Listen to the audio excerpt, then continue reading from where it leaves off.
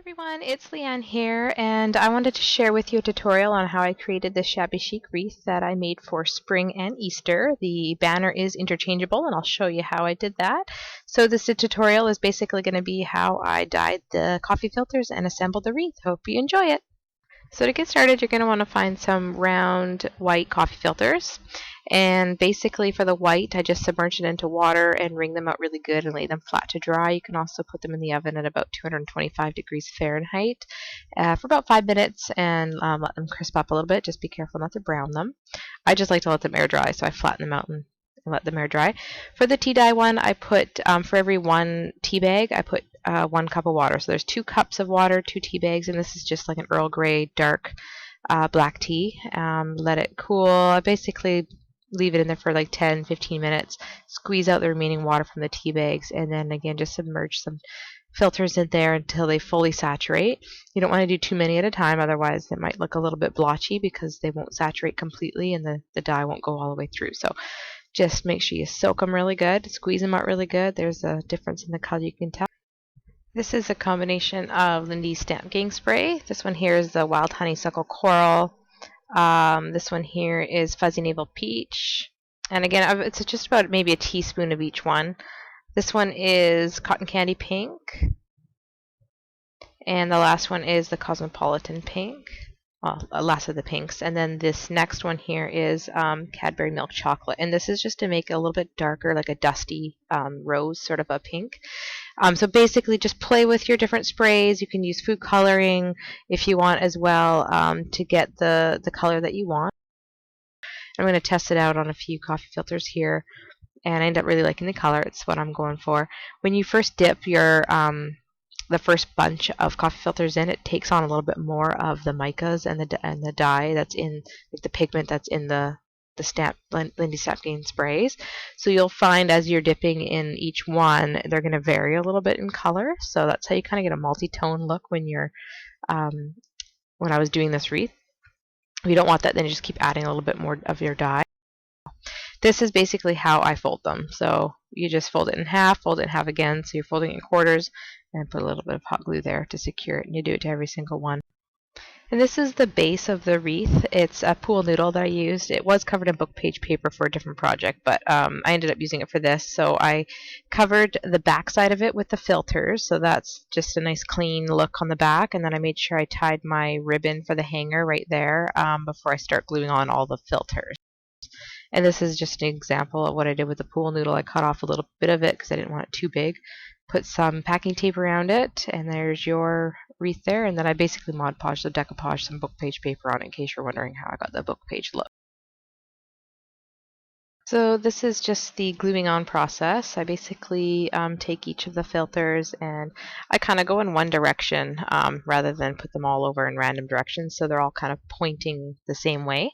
And I'm leaving about an inch, maybe 3/4 of an inch in between each one, just to make sure they're not too tight. You want to leave room for fluffing them up. If you put them too close together, it will be very, very tight once they're fluffed, and it just sort of pushes on the other filters, and it gets really cramped and looks a little bit awkward. So basically I'm just gluing these on the first, just the front half, not all the way around obviously unless you want that look, but I'm just doing it on the front half. And the color combination, again, I'm doing a bit more white than the pink and the tea dye. I usually group the colors, the pink and the tea dyes, in groups of 3 for this one in particular. And then I just sort of have a look at what it looks like, and then for this demonstration, I'm going to just fluff them up now on camera.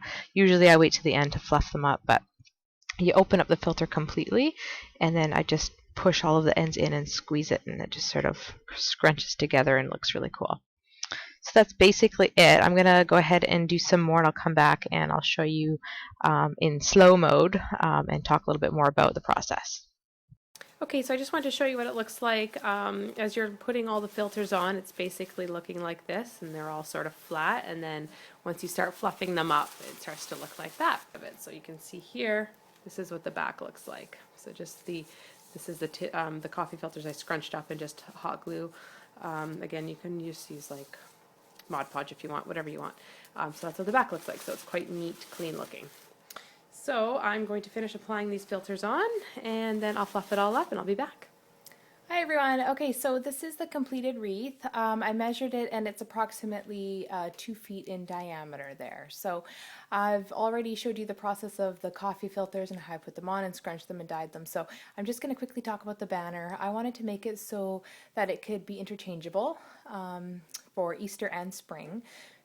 Because it's almost Easter now, I wanted to put Easter, and then when Easter is over, I want it to say spring, because of course it's spring for a while yet. So you can also use this for weddings. You know, you could make a banner saying just married and interchange it, or a baby shower, you know, welcome baby or whatever, for a girl obviously because of the pink. But anyway, so it's just fun to be able to use wreaths for different things other than just your door for one thing. So that's why I wanted to make an interchangeable banner. So to show you, I'm just going to grab one of these letters here, and basically the twine is just, I did like a natural and white twine and wrapped it together, and I'll show you here. And I used a product called Stiffy, and I'll show you that in a second. But this is basically the twine, and I just wrapped two different colors, a white and a lighter natural color, together, and used Stiffy to make it a little bit more stiff. But anyway, so this is what the letter looks like. I used for the back just some extra coffee filters that I had, and I just, after it was glued, I just put a staple through it so that all four would stay together, the 4 layers. And I just made 3 templates of different sizes of the triangles, and obviously used the biggest one for the outer portion, and then got a darker burlap and a lighter burlap for the 2 layers there. And I used Stiffy again by Plaid, and it's the same brand as Mod Podge. You could probably use Mod Podge as well. I wanted to try this, and I found, I think it makes it a lot stiffer than what Mod Podge would make it. Here's just an example of some leftover burlap. I mean, it's really stiff, and it's still able to bend, but pretty stiff. So those are some leftovers as an example. And the letters, extra letters, I mean, this is a bowl I made out of twine and Stiffy. It's kind of like a bird's nest thing. I'm going to put eggs, a little bit of some moss in there and some eggs for just some Easter decor. And that's just using natural twine. So here are the extra letters I made to spell out spring after the Easter portion is all done and over with. And so basically what you do is the little mini clothespin I got from the dollar store, I glued the front half of it on so that the back half opens and clips onto the twine. And then the front is basically just some Velcro there and Velcro on the back of the letters. So you just interchange them out that way. And then the letters are just chipboard letters. I think they're Tattered Angel ones I had left, and I just sprayed them with a mix of the Lindy Stamp Gang pinks, and then afterwards it was a little bit bright for me, so I just whitewashed it with some gesso to give it a nice, just sort of a soft pale pink look. So that is basically the banner, you guys. It's super fun and easy. I was thinking about putting a little bit of Velcro on the back of these just so I can put the extra letters for storage. I still might do that, but then I was kind of worried it'd be too bulky, some of them, and you'd sort of see it on the banner. So I don't know. You can do that if you want to store the extra letters. But anyway, so that is the banner, you guys, for the wreath that I created. Hope you like it. For the ends, I just did some satin and twine mix for the bows. It's sort of hard to see. Let me just bring the camera. You can kind of see there the satin in the back and then the twine in the front. And then the only thing left I have to do is I'm going to create a big, huge bow up at the top using some wired ribbon, probably a white satin, and then I might have a little bit of pink organza sort of mixed in with the big huge bow. I just have to find the ribbon.